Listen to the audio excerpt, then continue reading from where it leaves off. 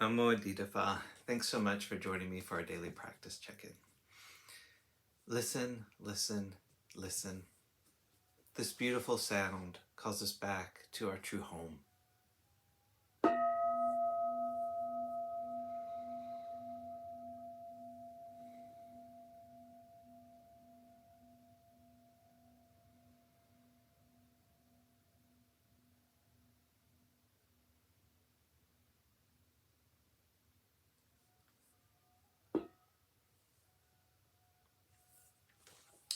The fifth mindfulness training.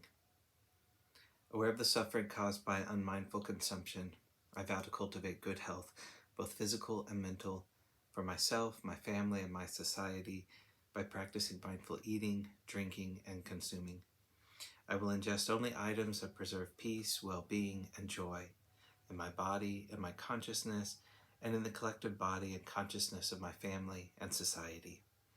I'm determined not to use alcohol or any other items that contain toxins, such as certain TV programs, magazines, books, films, and conversations. I'm aware that to damage my body or my consciousness with these poisons is to betray my ancestors, my parents, my society, and future generations.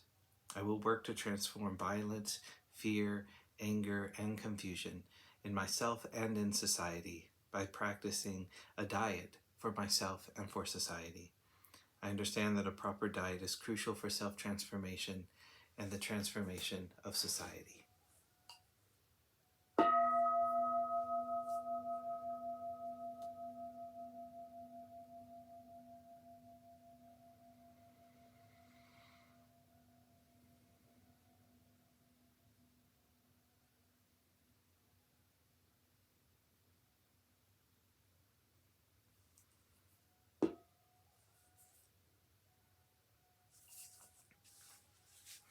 For our Dharma lessons, we're reading Ajahn Munindo's book, Unexpected Freedom, and we're continuing in Chapter 2 with a section called Holding Rightly.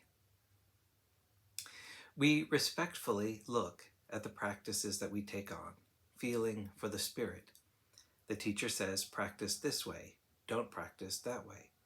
We do what the teacher says, but as we proceed, we are checking and feeling. We do not just believe. It is necessary to trust our teacher, but trust is not mere belief. There's a big difference between trusting in what teachers are offering and believing in them and their techniques.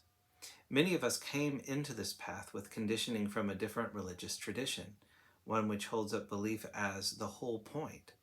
Such an approach cannot be applied in the Buddha's teachings.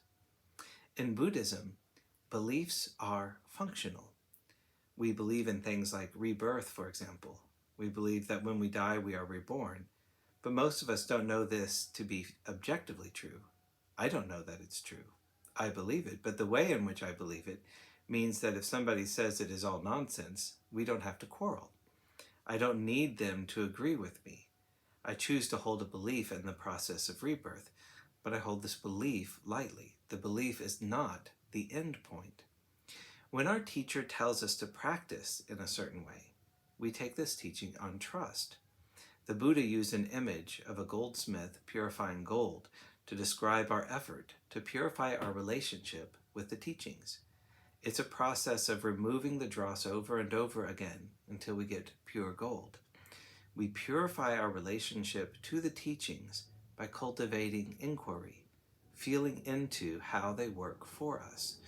When we are practicing various exercises and techniques and we find something is not working, we start having doubts. That's fine. Doubts do not have to be an obstruction in our practice. Doubts can also indicate that the spirit of inquiry is alive within us. Inquiry is something that comes naturally to us in the West, and we should value it. This capacity for inquiry is one of the contributions we are able to make to the task of translation.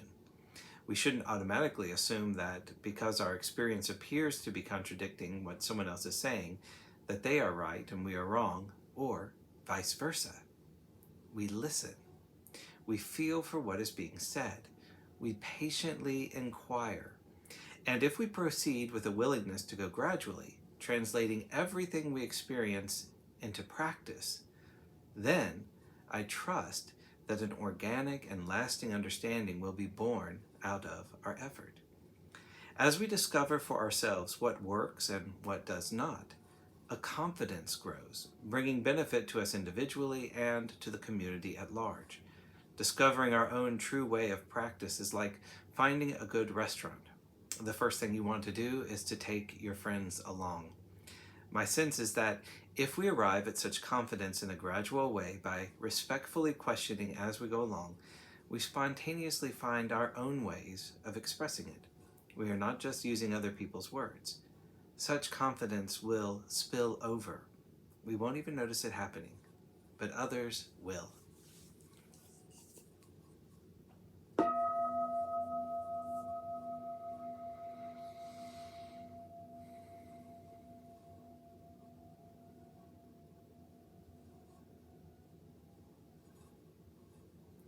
May all beings be well. May all beings be happy. May all beings be peaceful. Namo Adida Phat.